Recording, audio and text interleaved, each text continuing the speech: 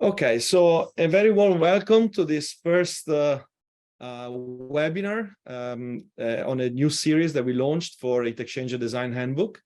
My name is Francesco Coletti. I'm the executive editor of Heat Exchanger Design Handbook, and this series is sponsored by Begel House, the publisher, and Hexcel. It's for those of you that are not familiar with HEDH, this is a manual that's been around for quite some time, for over 30 years. That was initially started by a group of experts on heat exchanger design at the time where this was a very active research area. Professor Hewitt and others have started the publication. In recent year, Begel House has changed it to, has migrated it to a digital platform. So it made the content much more interactive, much more engaging.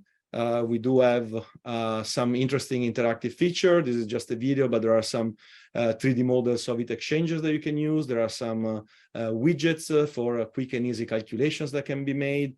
Some wizards that guide the selection, for example, of condensers and so on. So if you have not been recently, I know that some people think that HEDH has not been updated anymore. That's not the case. We have a very distinguished editorial board, of which the speaker today, Robin Smith, is part of, and together with Simone Mancin, who's our managing editor, and others. They are actually present. I can recognize their name on the chat. We have been actively updating the material. There are very interesting articles coming out. But we also decided to start a webinar series to advertise a little bit more widely the activities that we are doing, but also to tap into the very deep and interesting and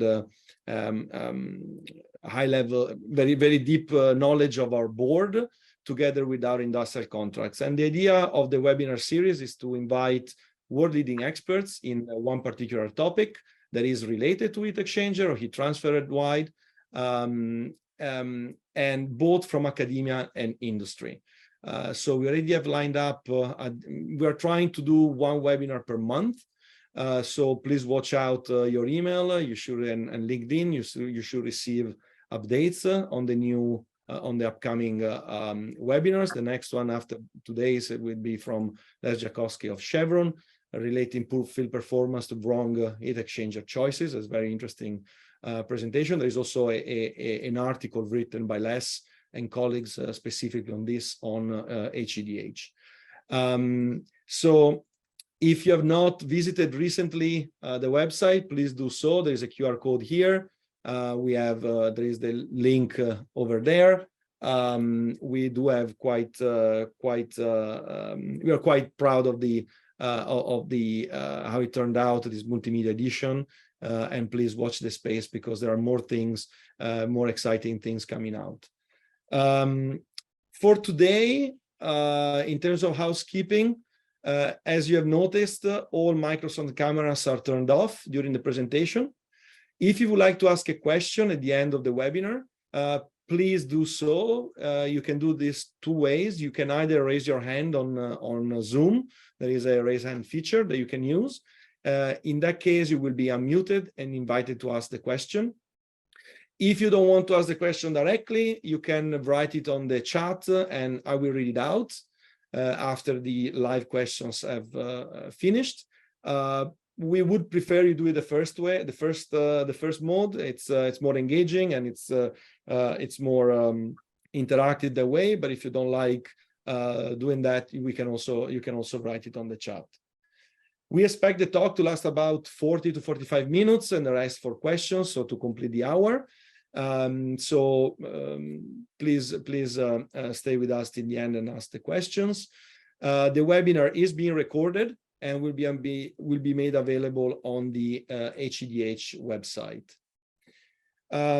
So for today, it's a real pleasure, and it's an honor to have Professor Robin Smith from the University of Manchester to give us the first inaugural talk of this series, webinar series, on the topic of developing a route for net zero carbon emission for the process industry. So a very,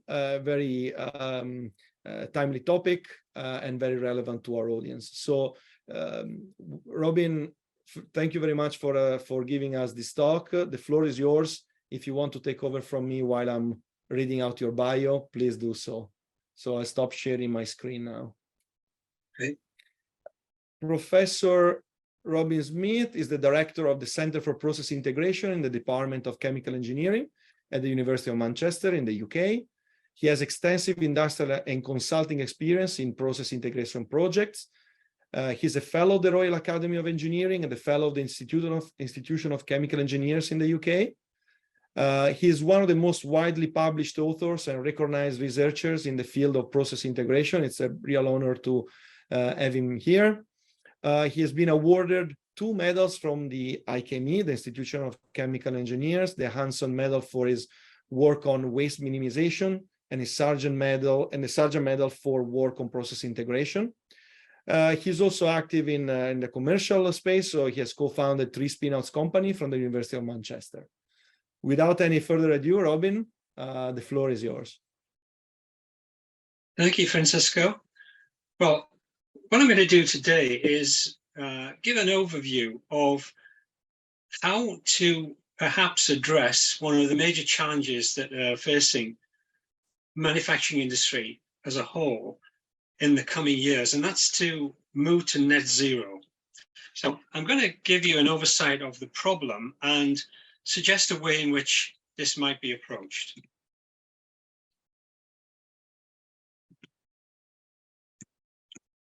Except my screen is frozen, I apologize.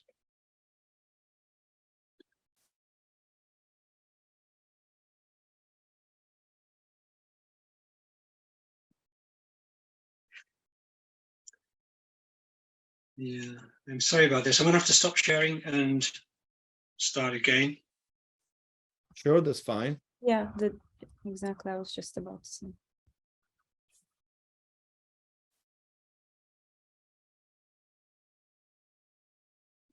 We can see it now. Okay, seems we're working now. Yeah, it's working.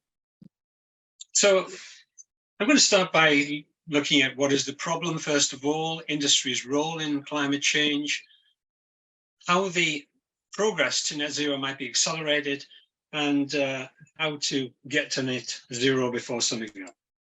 So let's start by what is net zero carbon? Why does it matter? Well, net zero, it's a statutory target, and it means 100% reduction of greenhouse gas emissions by 2050, or in the case of China, 2060.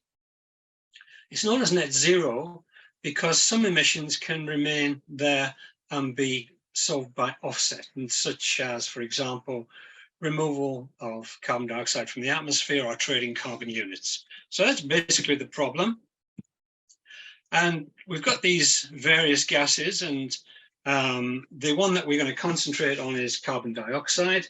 And there are various sources for that. So we've got combustion of fuels on site. Those are the direct emissions. Then we've got indirect emissions, and those would typically come from imported electricity. That would be the main contributor, and the emissions associated with the power generation that's being imported. But there are also other emissions, and those are associated with the upstream activities, upstream of the business and downstream of the business as well. So we talk about scope 1 as being direct emissions, scope 2, the indirect emissions, and scope 3, the indirect emissions over which we have no control. And let's just see where we stand at the moment in terms of industry's role in climate change. The industry as a whole is responsible for some 40% of global energy consumption and over 30% of the global greenhouse gas emissions.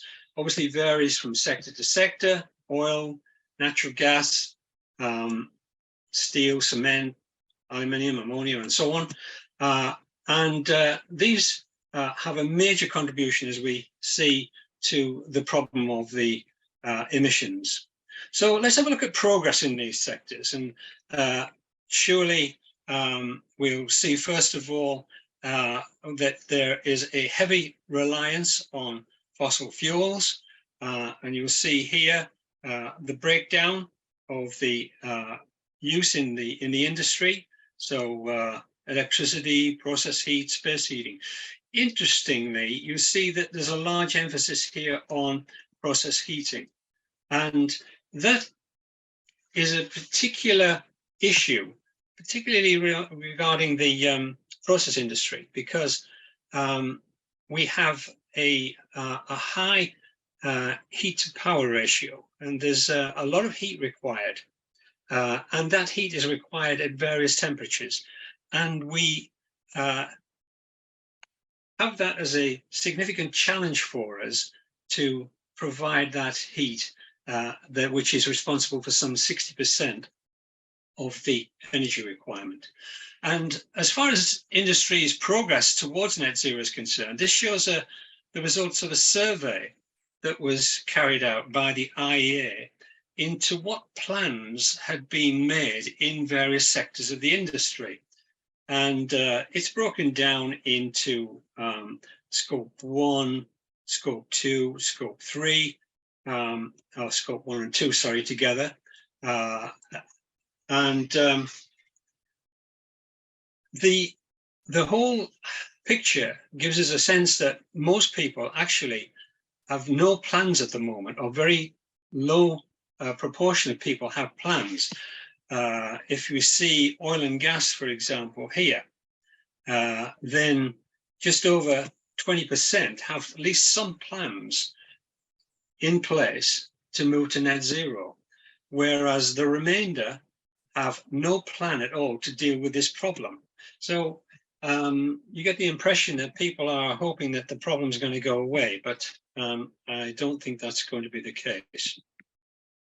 So let's look at accelerating the progress to net zero. The next graph here shows where we are, well, where we were in 2015 versus where we need to be in 2050. And the use of renewables at 14%, needing to go all the way up to 63%. And this is against a target of 1.5 degree rise in global temperatures. The remaining 37% being non-renewables. And that's not necessarily net zero, but it gives you an idea of the scale of the problem in switching from non-renewables to renewables, and that transition that needs to take place.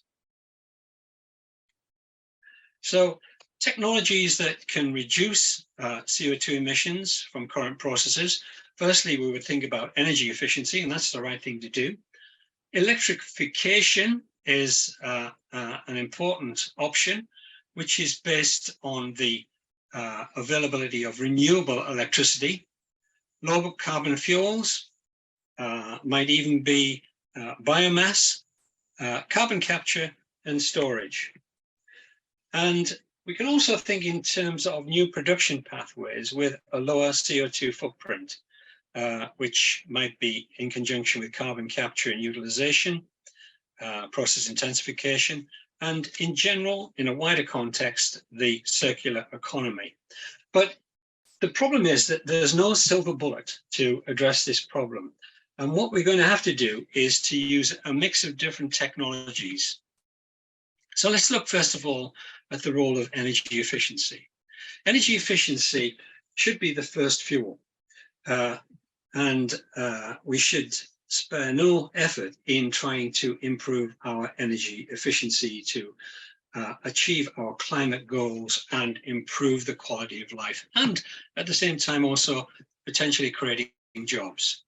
So process integration is a well-known approach for reducing energy consumption, increasing energy efficiency.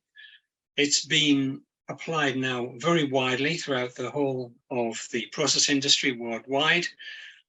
It's traditionally focused on design optimization, operational optimization of chemical and biochemical processes.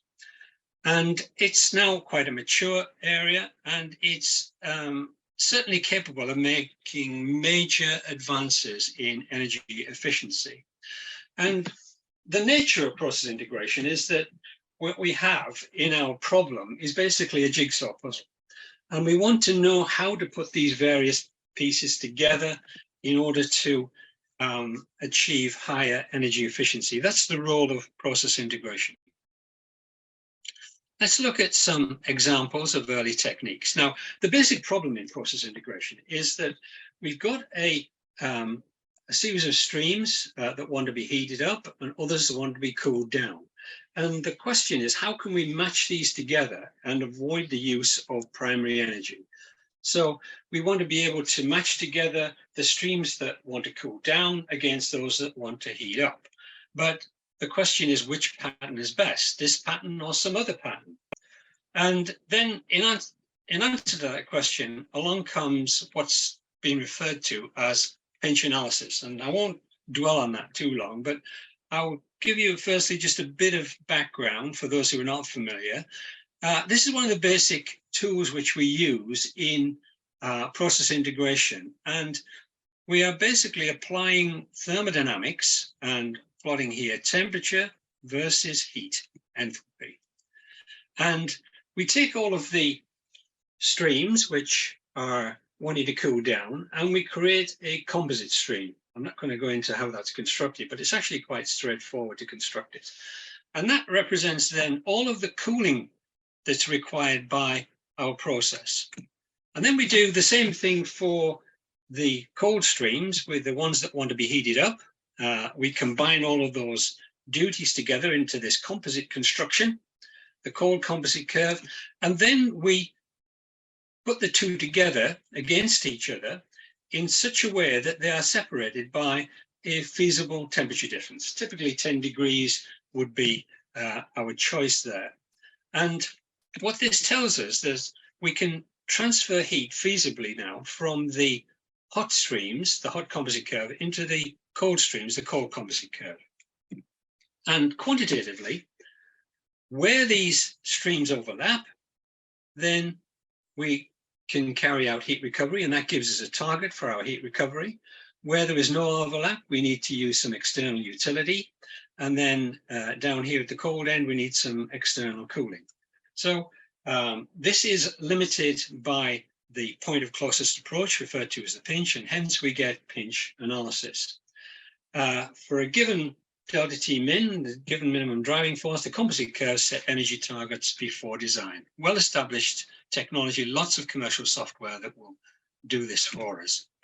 And it's well-established, many successful applications around the world. This simply shows a refinery as an example. So it's an approach to design of heat recovery systems based on thermodynamic rules. It applies well in the design of new systems. But one thing to be noted is that it's not well suited to retrofit because it tries to turn the existing design into a grassroots design, which often leads to complex, uneconomic retrofit. But it's a useful tool used in the right way on the right problems. It's not a universal answer. It can be used to set energy target performance for new processes, and it can be used to set an ultimate performance for an existing process, but this might not necessarily be economic. It's one of a number of tools that can be used to improve the process performance. So if we go a little bit more sophisticated than pinch analysis into optimization, we do use both this approach and pinch analysis, but one of the approaches to create a design, and this is, I hope everybody recognizes this as a grid diagram. At the top of the diagram, we've got streams that want to be cooled down. At the bottom, streams that want to be heated up, and the open circle with a vertical line represents a heat exchange. So what we do here is we create a design which has all of the feasible features of the configuration which we could ever think of. And we put that into an initial design, which we call a superstructure. And then we apply optimization to that. And so we start with that structure containing all structural features that are candidates for an optimal design. We optimize it and we get our final design. So that's the basic approach using a superstructure. It's a difficult mathematical optimization problem, particularly for large industrial systems due to the nonlinear mathematical nature of the problem. And the other major disadvantages it has is that the designer is removed from decision-making. There is another way which you can do that kind of automated design, and that's to carry out an evolution of the design. So this takes a different approach. We start with an initial feasible design. As long as it's feasible, it's okay. It doesn't have to be efficient. And then we go through a process of evolution, which adds and takes away different structural features, as well as changing the continuous variables like the heat duties on the heat exchangers. And that is another way which we can achieve the final design by optimization. Techniques such as this are typically simulated annealing. We can use genetic algorithms and so on. So this is an optimization through evolution, adds or deletes structural features, and adjusts the continuous variables. Various techniques available like simulated annealing. Let's have a look at a case study. Here is a refinery. It's the atmospheric and vacuum distillation parts of a refinery. So on a typical refinery, we've got a large complex network of heat exchangers, we've got furnaces, and the duty on those is quite considerable. So for a medium-sized refinery, 110,000 barrels a day, the furnace duty is typically around 70 megawatts, which is somewhere around 15 million euros a year in the operating costs. So it's a significant problem. And here's an actual case study. It's from a project in China. It's a complex Chinese refinery processing 6 million tons a year of opportunity crudes. The structure of it is that the crude is fed in parallel through two atmospheric distillations. Each of them have got a pre-fractionator, and then they're coming up in a vacuum unit. So it's quite a complex system, and the objective was to improve the system energy efficiency by heat exchanger network retrofit. The constraints were very tight product quality specifications, limited condenser duty, and it's a complex system involving over 47 heat exchange matches. Now, those are matches, not necessarily shells, many more shells involved than the 47 matches between the hot streams and the cold streams. And the approach to it that was taken was an energy target was set using an assumed value of delta T minimum from experience. And just a word of warning that the existing smallest temperature difference in the network is not relevant. We find the parts of the network where we have heat being transferred across the pinch, heat exchange happening across the pinch, which violates one of our rules of pinch analysis, and then create a mini superstructure in the way that we talked about previously around the problem areas, and then optimize using nonlinear programming. And this was the result. Some 22% reduction in the fuel savings, worth over 4 million euros a year. But one thing that you'll note is that it does need a significant investment in heat transfer area. Over 7,000 meters squared of area needs to be invested to achieve this. So the implementation was actually completed. It was actually installed and successfully commissioned in January 2016. But a couple of comments on that. As I've already noted, the changes required an additional 7,000 meters squared of area, new heat exchangers, 6 heat exchangers with additional area, 9 relocated exchangers, 8, so significant. And it's an expensive retrofit. It was installed. And my comment would be that this is unlikely to be installed except as it was through an energy management contract. What that means was that the contractor paid for the equipment and the installation of the equipment and took a cut of the profits. And that's why I think it was accepted, and it went ahead and it was a successful project. But a lot of refinery operators, process operators would shy away from such a large investment. So finding low capital cost retrofit for heat recovery systems remains a great challenge industrially. Sustainability in manufacturing starts with energy efficiency, identifying opportunities to reduce energy demand, optimizing utility production, integrating the right technologies into a sustainability strategy, and all essential parts of addressing energy efficiency. Energy efficiency is an essential tool to accelerate the progress towards net zero goals and higher global climate ambition, supporting net zero at lower costs. At the same time, reducing energy intensity is crucial, but with an emissions reduction potential of somewhere typically between 25 and 30%. And that's particularly in the energy intensive industries. Now, the problem is that that's a long way short of where we want to be. And net zero emissions by 2050 cannot be achieved without radically accelerating the decarbonization of heavy industries. Energy efficiency is going to get us nowhere near to net zero. It's if we start with where we are at the moment, carbon accounting to date, then we can carry out optimization of operational efficiency, and that's got a significant potential, but will only take us so far in terms of our carbon accounting. We can introduce, in addition to operational optimization, retrofit, which will reduce the carbon again, but if we take into account the carbon embodied in the actual retrofit equipment itself, it actually will go back up again.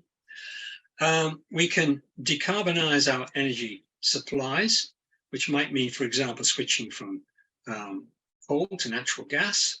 We can generate on-site green energy. That might be through wind or solar, and we can procure off-site green energy from electricity suppliers who have a renewable source. But that still is probably not going to take us to where we need to be. And we can carry out then some offset. Offset means basically trading carbon. So that net zero carbon is going to be a combination of decarbonize and offset. So getting to net zero. Well, let's look at a utility system. This is a typical utility system for a large complex site. We see various features. We've got, at the moment, we would have utility boilers, burning fuel, generating high pressure steam, letting it down through steam turbines to a steam network involving multiple pressures. We possibly have gas turbines with heat recovery in heat recovery steam generators, feeding steam into the steam system. And then we have our various processes linked up to that steam system. Some will be drawing steam from the steam system. Some others might be feeding steam into the steam system as well as drawing steam from the steam system through recovery, heat recovery of high temperature waste heat. And then at the end, we've got to have some ultimate cooling, perhaps to this recirculating cooling water system like shown here. So if we're going to improve that system, we're going to have to have models to optimize the models. And we need to become more energy efficient, but also we need to phase out fossil fuels, phase in renewables, including waste to energy, move to a more sustainable basis for the process industry energy systems, and design and optimize to be based on full life cycle implications of integrated systems. Full life cycle optimization is a challenge. So here we see again a utility system. It's a traditional kind of design. We've got a boiler here, burning fuel, generating high pressure steam. The steam is let down through back pressure turbines to different steam levels. We have heating duties at all of these three different pressure levels, and we've got letdown stations to control the pressures of the low pressure mains. And associated with this, we have power import. So we would have power import or power export even between our site and the grid. And we've got also utility contracts associated with the supply or export of the electricity, plus that associated with the supply of our fuels as well. Now, if we think in terms of where we might go from here, we could be burning not just say natural gas, but we could be burning biomass, we could be burning waste gases, or we could be using waste to energy. We also need to embrace the environmental emissions associated with the import of any utilities. If we move further and think in terms of introducing now some renewable electricity, then we can introduce electric boilers, electrode boilers. These are widely available. They are very efficient, and we can buy them in high pressure and high duty sizes. But one thing that you maybe missed in that animation was that as we moved to electric boilers, the steam turbines disappeared.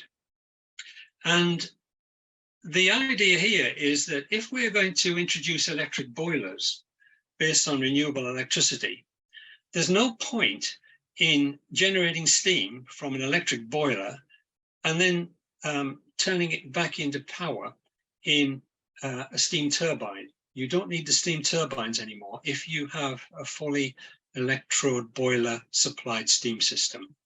Slightly different if you've got some fuel being burnt as well.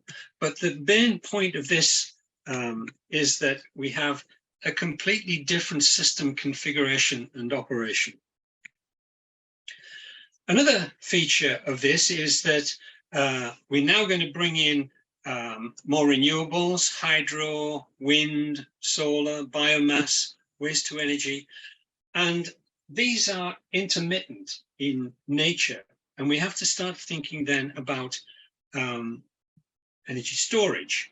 So for electricity, we've got options. We can use, in some cases, pumped hydro, where we pump water uphill at non-peak conditions and then let it down through a turbine under peak conditions to generate the power.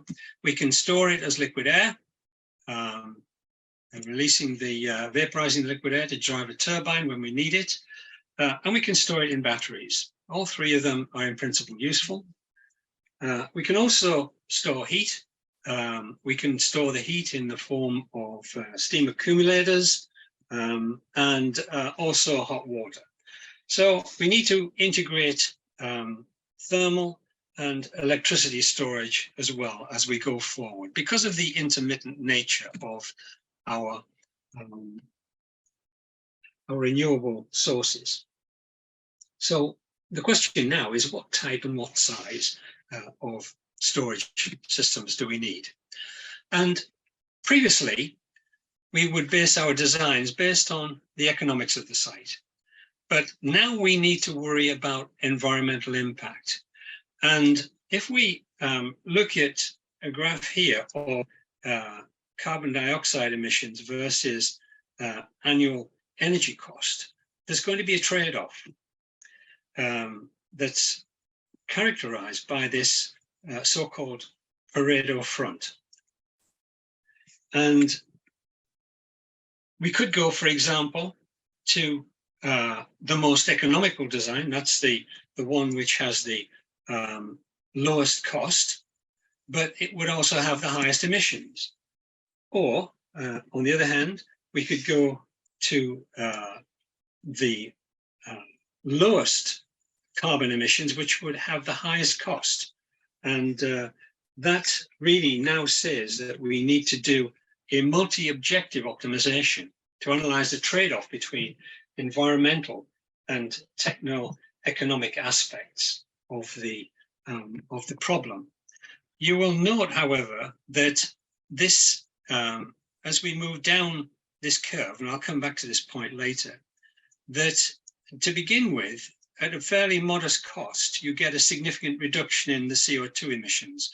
But if you want a very high level of reduction of CO2, the costs go almost exponentially. So there's no silver bullet to kill the beast. How we solve the problem depends on a number of aspects: the technologies, sources available, the variability of energy demand and supply across time, the site, thermal and power demand, the utility prices, the power tariffs in connection to the grid, and the source environmental factors. That means the amount of CO2 we emit from the sources of our grid electricity. So that has a major effect overall on the CO2 emissions. For this, we need some software. How we tackle the problem is that we use one of these superstructure approaches, which I described in outline earlier, but just for heat exchanger networks. Now we apply it to the total site. So here we've got a superstructure, and it's only a schematic here. We can't put all of the options in that schematic, but basically all the connections that could be there in the final design, whatever steam mains we might think are feasible. We don't need to make a decision at this stage. We simply put in everything we think might be required, all the different equipment that might be required: gas turbines, heat recovery steam generators, boilers, furnaces, steam turbines. We've got battery storage and organic Rankine cycles here. We've also got thermal storage over there. And that's a superstructure that we can design for one particular snapshot in time. Now, the trouble is that these things are never steady state. So what we have to do is to look at different slices in time and have a superstructure applied in each of these different time slices. So we need to account for not just the average energy demand and economics, but we need to account for the variation and how our design is appropriate for the variation. So what do we need in this software? At the heart, it's a multi-objective optimization. We need into it weather data. For example, if we're going to use wind or solar, we need to know what the weather data is all about as to how we might optimize the amount of wind and solar we need. Utility prices, utility contract information, environmental factors associated with the sources of energy, emissions regulations. All of these have got to feed into this design tool, along with all the detailed information about energy and utility systems, hydrogen, water, fuels, renewables, steam, electricity, and the equipment associated with all of that. That's all got to feed into the design tool, and the system requirements. So how much energy is required at what temperature level, and also importantly, across time. And from that, we expect to get an optimal energy system design and configuration, optimal energy system operation, a plan for production and energy use, and energy and emissions report. So into this design tool, we take in heat integration at multiple temperatures. We need to take in the time variability of the sources and the demands. Importantly, also data clustering here, which I didn't mention before. If you've got a lot of different time cases, time slices, it's not practical to do optimization across every hour of every day of the whole year. You have to, what you do need to do is to cluster the data, and that means combining different time slices together without a significant loss in accuracy across time. That in itself is a whole story. It's done by optimization. We need to be able to do an environmental analysis. We need to introduce practical constraints, and driving the whole thing, a robust optimization, which is very challenging. It's multi-objective, it's multi-period, and it's, in terms of optimization models, it's a mixed integer non-linear programming model, which is the most difficult one to try and challenge, and solve. So we want to develop roadmaps to evolve from where we are now to future demands that will be on a sustainable basis. So we start with our current energy system. Then we can carry out operational optimization. Whoops, sorry, animation went crazy.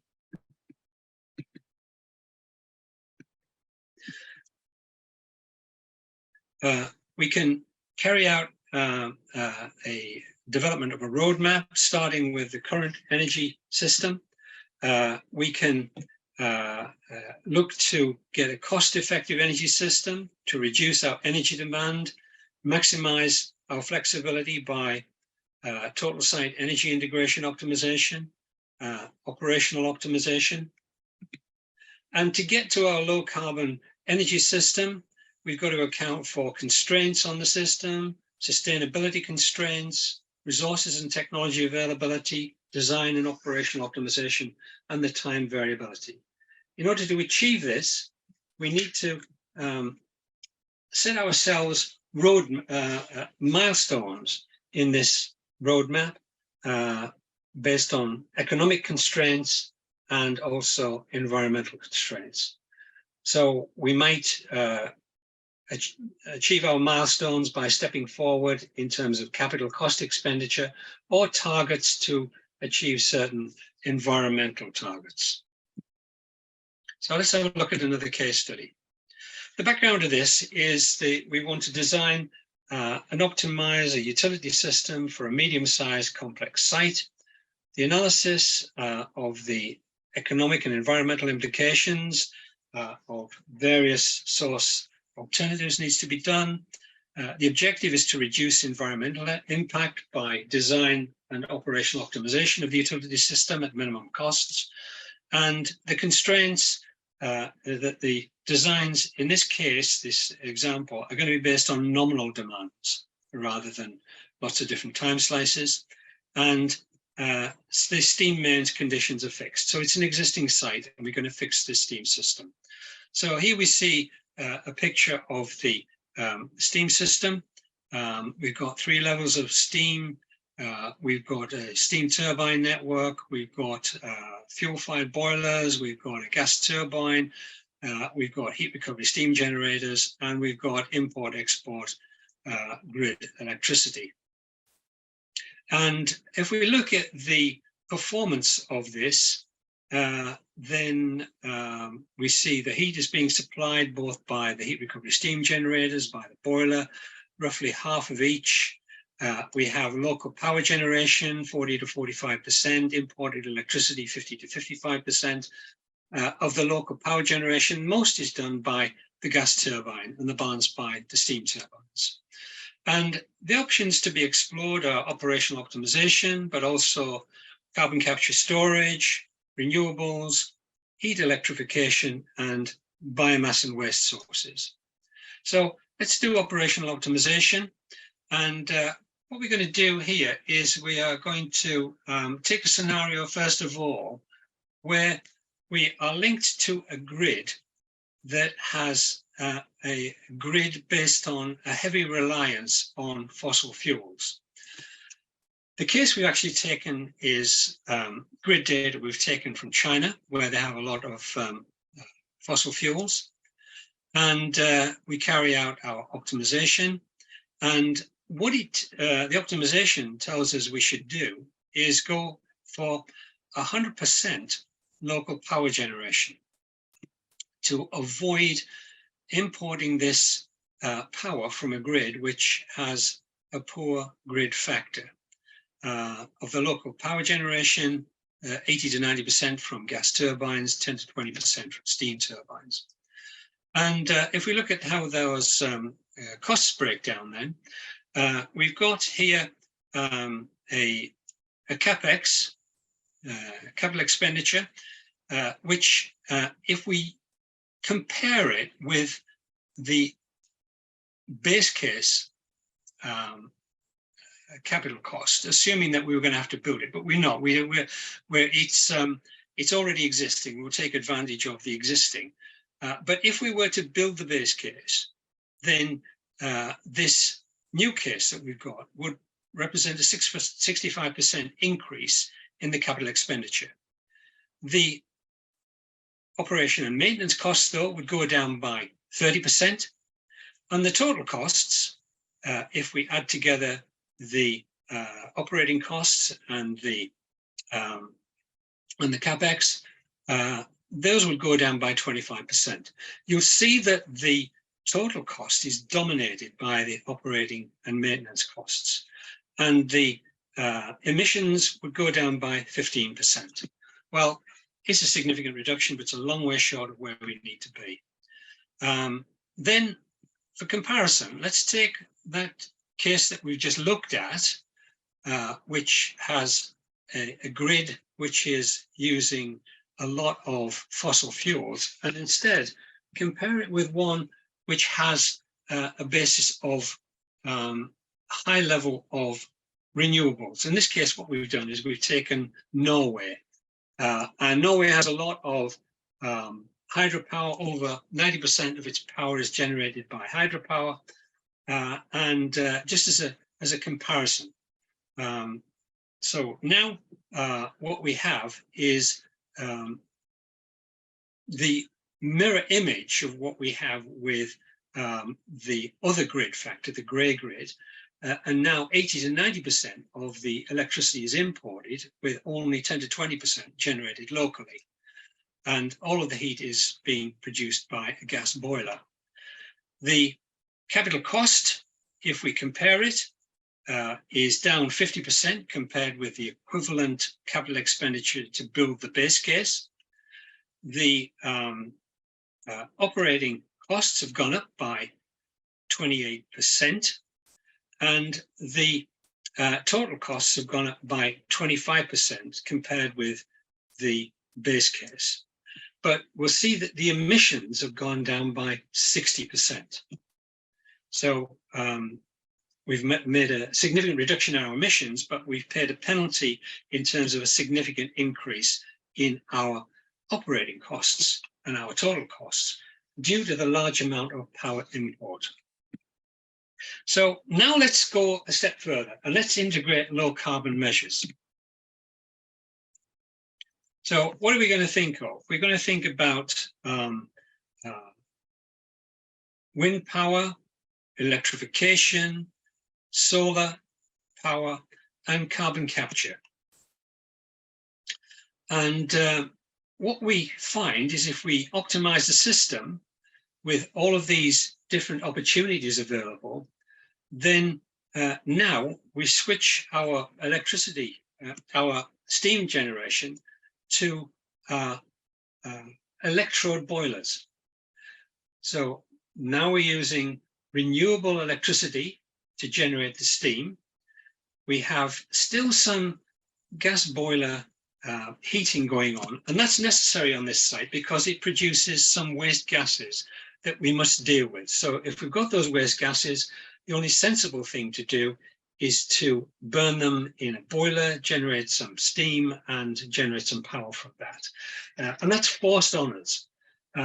And if we have that situation, if we want to get to net zero, then we've got to think about capturing that carbon from that boiler that's burning those waste gases and do carbon capture and storage. But we see that the electricity has gone to 100% of local electricity. Of that, most of it is wind turbines. The balance is solar photovoltaic, and then use of lithium batteries, which we've chosen here, and this represents the output from the lithium batteries. And what do we get in terms of CapEx? Well, CapEx has gone up monumentally, the first thing. We see that here there's been a huge increase in the capital to buy the wind turbines, the photovoltaics, the batteries, compared with the original base case expenditure. So what happens then to the operating costs? Well, the operating costs have gone down with a bang. So those have gone down by 95%. So overall, we've had a massive increase in the capital cost, but a massive decrease in the operating costs. Then the total costs come out here to be 65% higher when compared with the base case. But you'll note that most of this is now the capital cost rather than the operating cost. And then where do we stand with our emissions? Well, we've gone to 99% reduction in our emissions here. There's still some residual emissions because even though we're doing carbon capture from the fuel gas boiler, you never capture all of the carbon.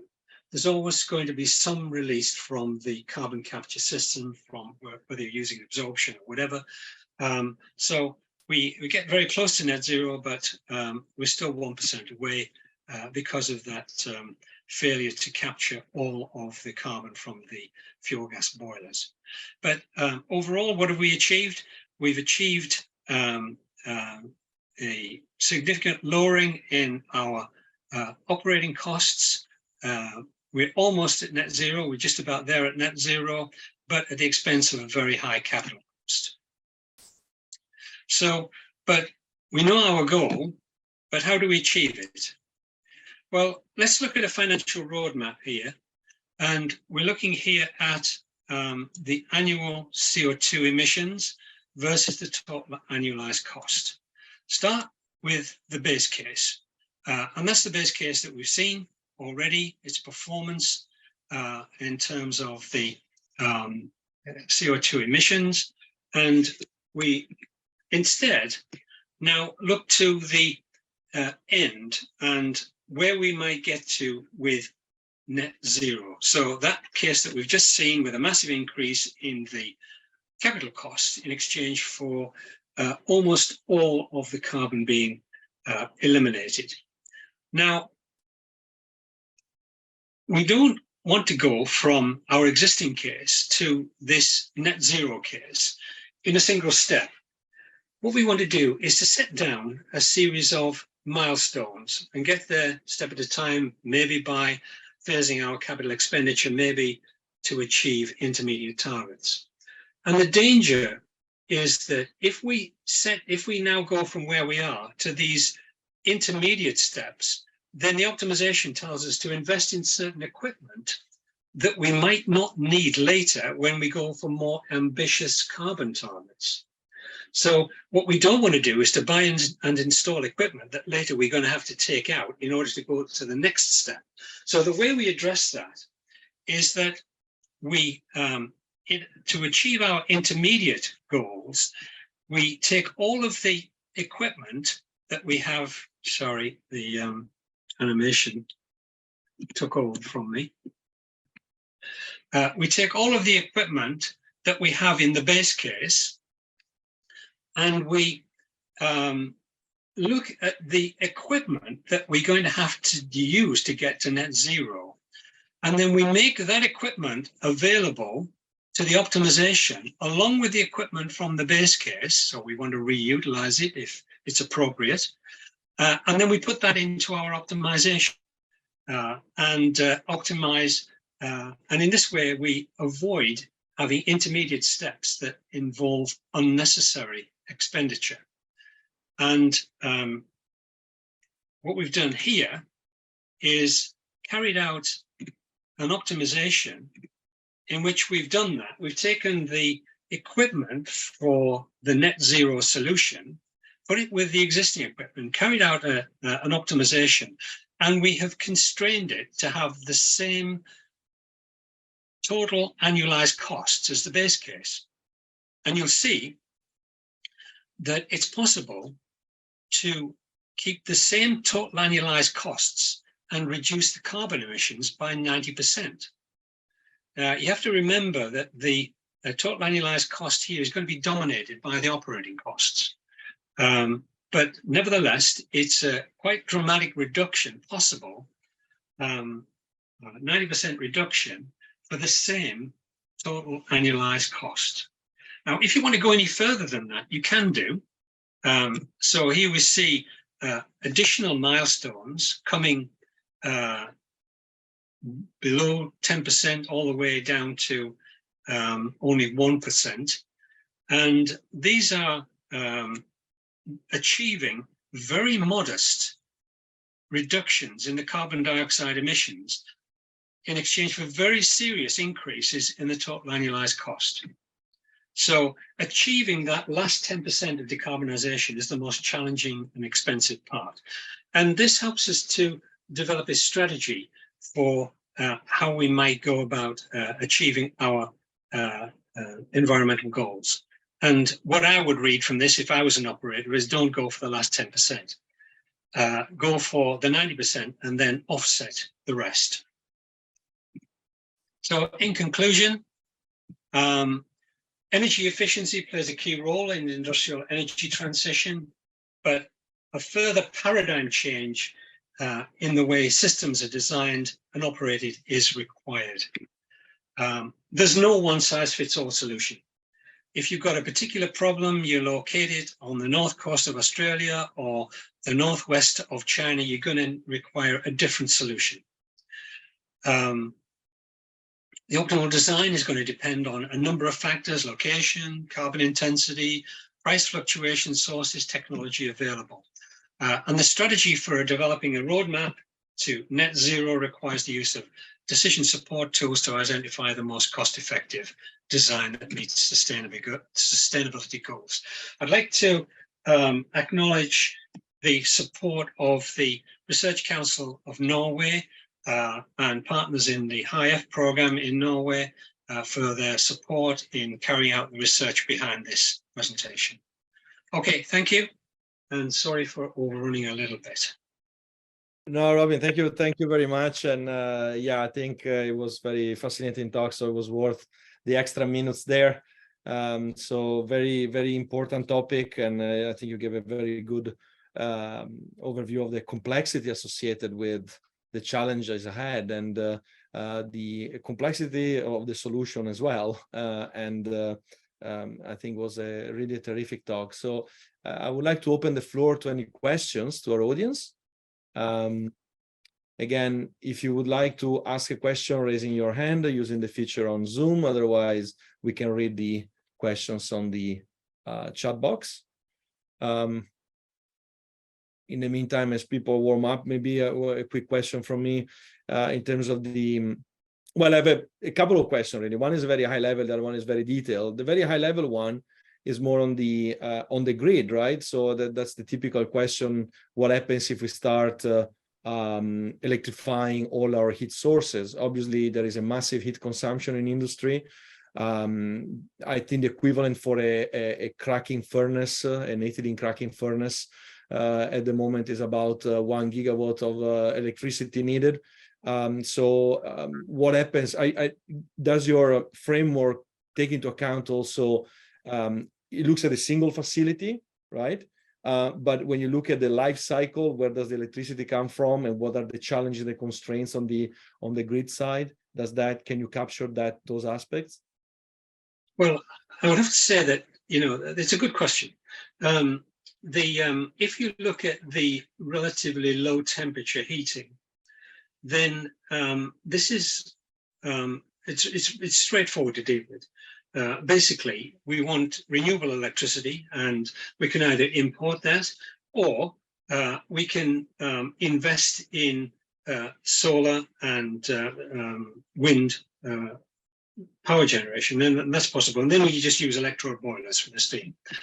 The problem you're highlighting is a good one, and that is what happens to these high temperature sources that we need to run our cracking furnaces, the hydrogen production, and all the rest of it.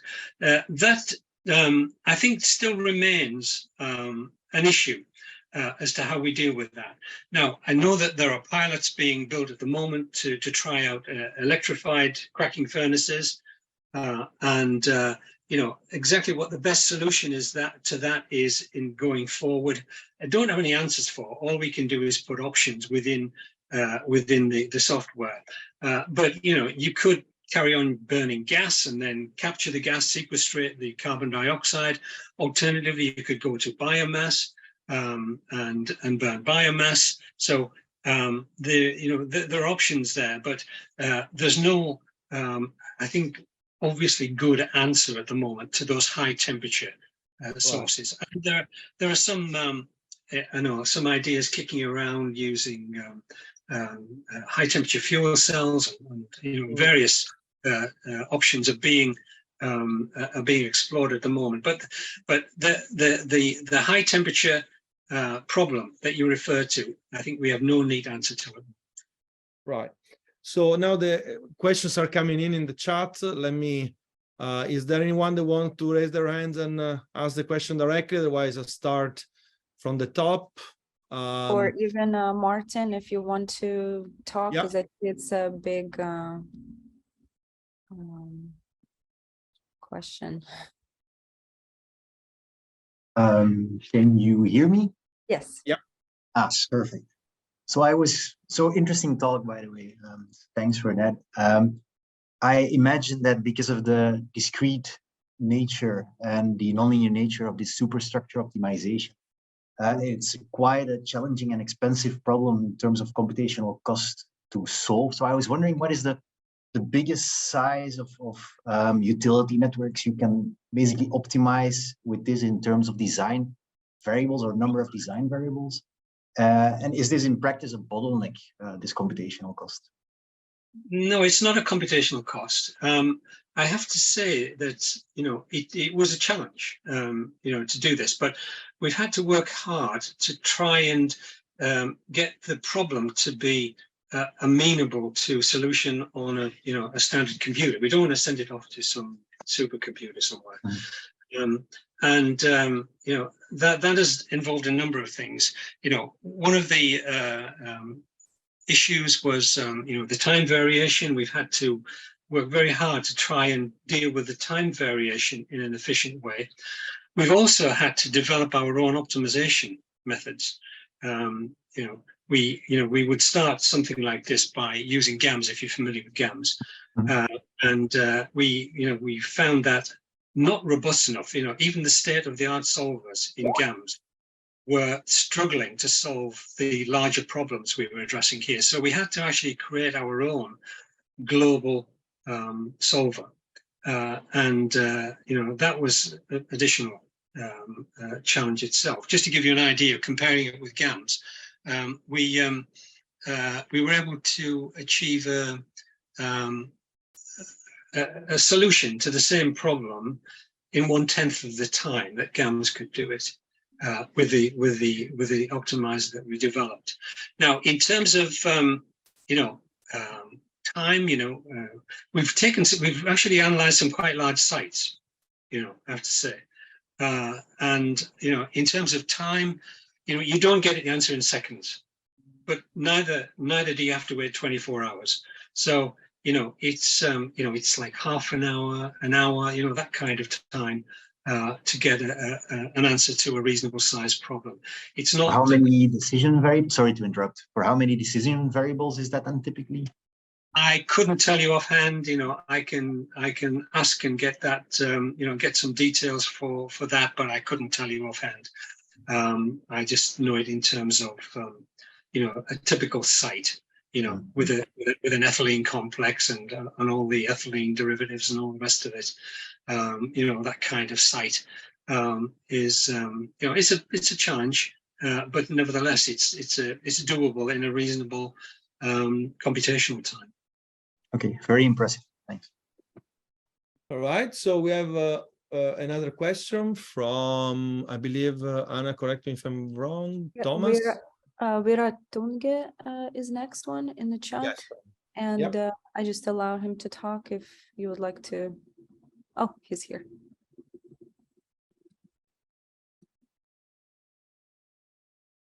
Yep. You can talk now, Vera Tunge.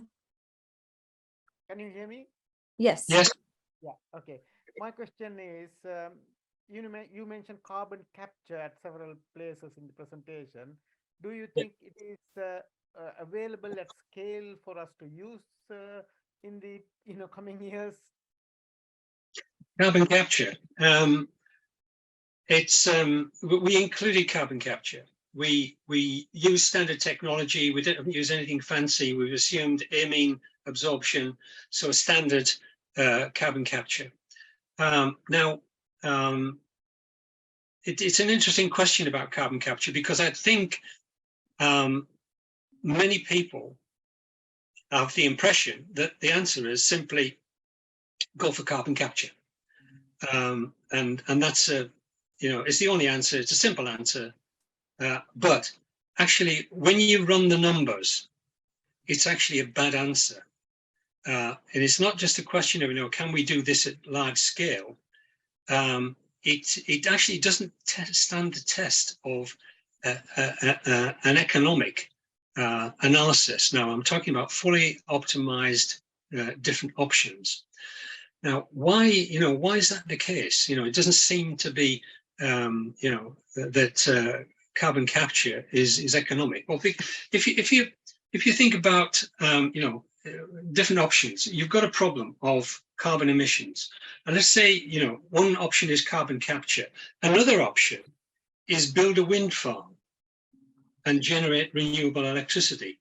Now, both of them have significant capital expenditures associated with them, and the difference between the two thereafter is that the carbon capture scheme is requires a lot of energy to run it, whereas the wind turbines, as once you bought them, are generating free energy for you, and then you can derive all kinds of long-term benefits from that economically. So rather surprising to me is that the option of carbon capture looks to be completely uneconomic if you've got an option. Now, if you don't have an option, then you might be forced into using carbon capture. Like in that case study I talked about, there was some of the carbon emissions that couldn't be substituted because it was necessary to get rid of the waste gases. And that's, to me, the only really sensible place to use carbon capture when you can't use anything else. Or it's impossible for you to use wind energy or some significant constraint like that. But that's the experience of using carbon capture in these calculations.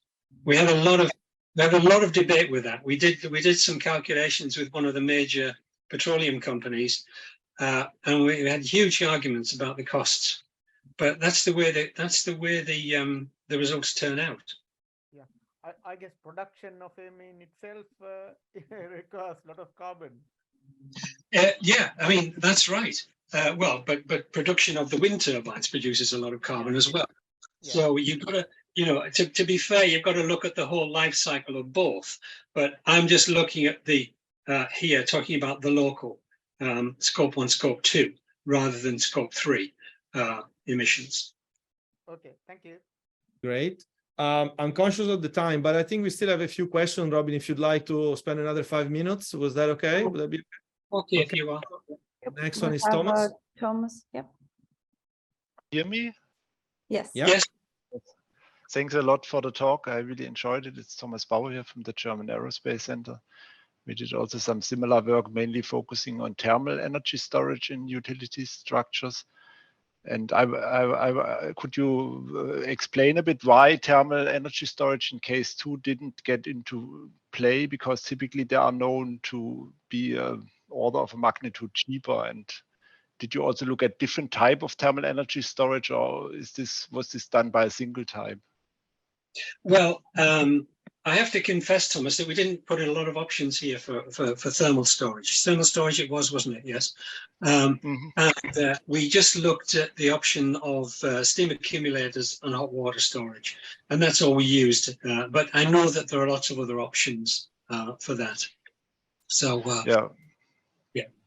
Okay, thanks. We looked at molten salt storage to supply high pressure steam. That's I think a very nice option. But I would look forward to get into exchange with you about these ideas.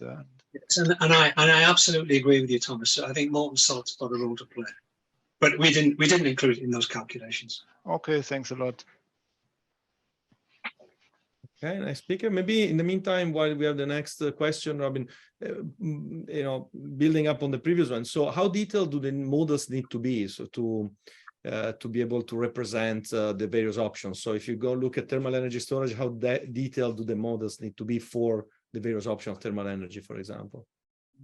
The options, they need to be, the answer is they need to be accurate enough so that you can make decisions with confidence, and I know that's a very vague answer, but that is the problem of synthesis, of integration. We use simplified models, but you can't simplify the models so much that you're in danger of making the wrong decisions. Now, what does that relate to? Well, actually, you need a lot of detail, I have to say. We started out this research by, creating a lot of detail in the models, which previously wasn't available. For example, in steam systems, the synthesis methods in steam systems ignored the steam superheat and the boiler feed water preheat. And we had to develop models which included all of that, those features. And if you think that's simple to do, try it in an optimization. But you need, for example, in the machines, you need to see the efficiency, the performance, you need to see the variation of performance with duty, with capacity. All of these, because you're going to have to turn down the machines under certain conditions, they're going to become less efficient, and you have to be able to see that in your models. So there is quite a lot of detail. They're not full simulation models, as you might expect in Aspen Plus, but they are accurate enough to make sure that you don't miss the details. Clear. We have Aniket Mali. Yeah. Am I audible? Yes, we can hear you. Yeah. So a very good talk. Like I got various insights regarding the carbon neutrality. Like I had some couple of questions regarding the trade-off that you considered. Like on the Pareto front, right? You plotted a graph regarding the CO2 emissions versus the costing. So like, how do you decide at what point we need to consider the fact that this will be an optimal model? So like so what do we optimize actually? So like there are CO2 emissions at the same time. At the same time, we are looking at the costing factor, right? So it depends on the industry, or like on the global scale you need to prioritize the CO2 emissions? Well, I think I'm not sure I understood your question fully, but let me give it a go. The graph that we show is firstly a Pareto front. That means for a given cost, it's the lowest emissions, or for the lowest emissions, for a given emissions, it's the lowest cost. Now, you can be to the right of that Pareto front, so you can be non-optimal. But the point about that graph is that that is as good as you're ever going to get with the model, the optimization. So you can be way off that line. But what we're interested in is, for a given total cost, what is the minimum carbon dioxide, or vice versa. And then you've got a trade-off then. And you're looking at, in a way, different parameters. You're looking at environmental emissions on one hand versus costs on the other hand. And where do you decide you want to be on that graph? And that's the big answer that you have to try and resolve. Now, in the case study which I went through with you, you saw that there is a very significant reduction you can make with not too significant increases in costs. So, and that we find this is true of all of the studies that we've done so far, that you get 80–90% of the reduction in the CO2 emissions at very modest cost. It's when you try and get that last 10%, the costs go through the roof. So you've got a decision to make as to where you stop in terms of your investment, and that's that depends on the problem. It depends on the shape of that Pareto curve, where you actually stop. It's very, very often that you see this significant change in slope in the Pareto front. Yeah, got it. And just a small question. So you also mentioned regarding the renewable energy resources that we'll be using to reduce the CO2 emissions, right? But but renewable energy also accounts for some carbon dioxide emissions. So what should be done to accounting them in the carbon neutrality model? Well, it does mean that you've got to put your model to a wider basis to take those scope 3 emissions into account. Now, it's perfectly possible if you've got that, and our system does allow you to do that. So it's extra information you can put in, and that goes into the total carbon accounting.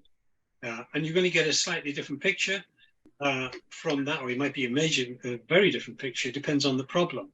But certainly if you put that scope 3 carbon accounting in there, it will change the picture, but it's possible to do it along with the scope 1 and 2. Okay, thank you so much. Okay. Thank you. Next up. We have Ismail Filahi. He raised a hand.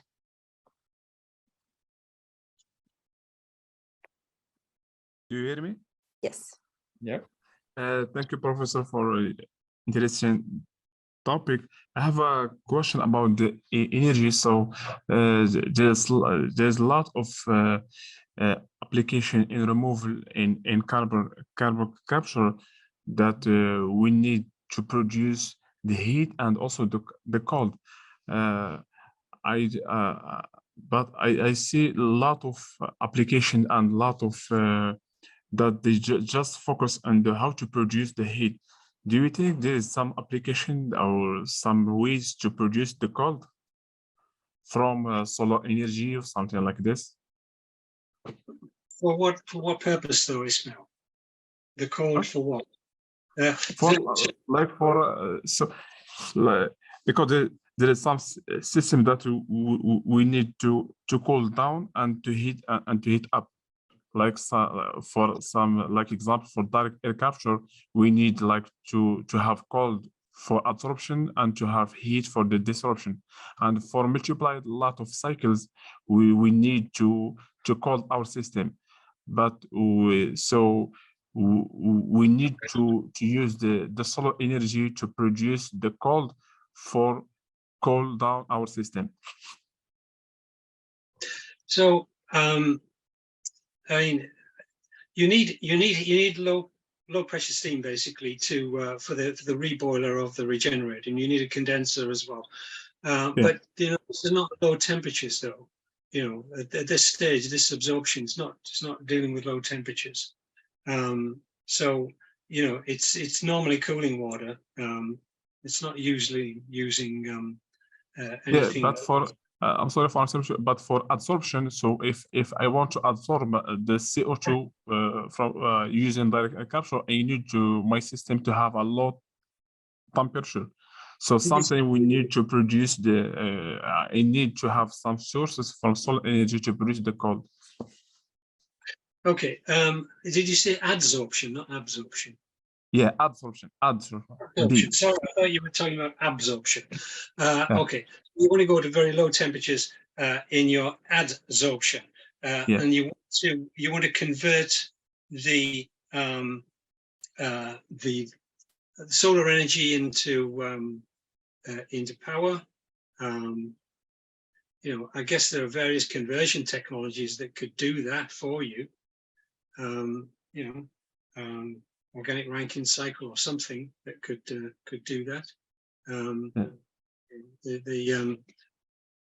I guess there are ways to do it. I mean, we haven't actually looked at that conversion of solar to low temperature cooling, but I can't answer your question directly from experience because, but I know that there are various technologies that would, in principle, do it.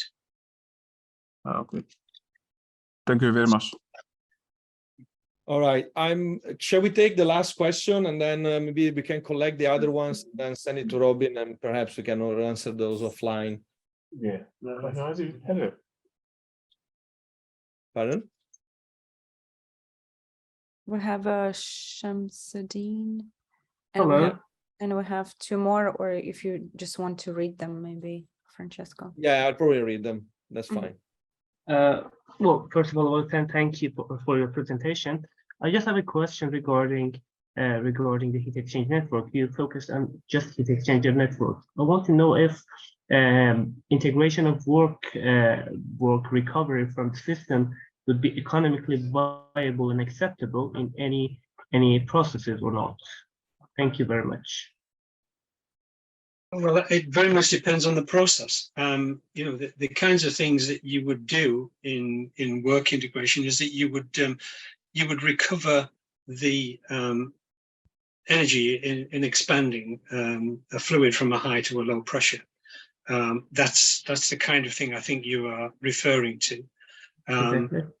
So if you are, you know, if you're using a refrigeration cycle, for example, rather than using a throttle valve, you could use an expander. And this is possible. Now, can you include that? I guess you can, but you know, there's been a lot of work in the academic world on combining heat exchanger networks with work. You know, so that there's a lot of literature out there. My colleague Truls Gundersen at Trondheim in Norway has done a lot of research in this area. I know, but you know, it's not usual to find lots of opportunities for this in the kind of normal chemical processes. It's usually when you get to low temperature processes that you find that's an opportunity. Oh, like hydrogen liquefaction means, for example, or LNG generation. Yeah, all those kinds of things. Anything at low temperature. Okay, great. Thank you. Thank you very much for your response. Okay, so we do. Fortunately or unfortunately, things keep coming in. Let me read quickly the next ones, the next two, and then we close the webinar. This is from Lorenzo. That says, "Thank you very much, Professor Smith, for an interesting talk. I would like to ask you what you think about the issue of variability in industrial processes due to feedstock, products, and production modes. combined with the variability of energy technologies due to intermittent renewables, but also to performance degradation at part load. Can we say that this represents a relevant bottleneck for the implementation of the proposed optimization framework? What you are really proposing is that that we try and include the variability of feedstock, the availability of feedstock, and in principle, if you've got some idea what that variability is, then you can include it with different time slices again. So it's possible in theory. I think your big problem is that you would never really be able to predict that variability. You could put some kind of probability distribution against it, but I'm not sure how meaningful that would be. I think, in principle, it could be included through different time slices, but, and I would, my personal preference, if somebody gave me it as a real problem, I would deal with it very much as a what if scenario. Right. I was about to say that, yeah. If the feedstock is available, then this is the case. If the feedstock goes down to 75% capacity, then this is the case. And that's probably, that's probably the most practical way to deal with it, rather than trying to optimize the life out of the thing. I would deal with it as different what if scenarios. Yeah. That makes total sense to me. Okay, the last one, Alexandra is saying, 5 years ago, Icelandic scientists were optimistic concerning CO2 transformation into rock or stone. Is this trend actual for chemical engineers today?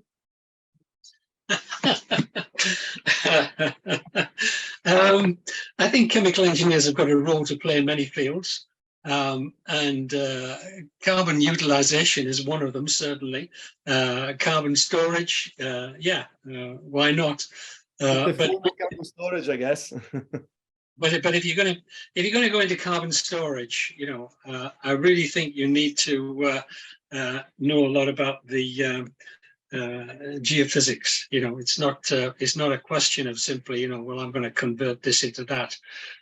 You need to know and understand what's going on under the ground, and this tends to go beyond the knowledge of chemical engineers. Well, Robin, it has been terrific. A lot of engagement from the audience. So thank you very much. You gave us an extra half an hour of your time. I really appreciate that.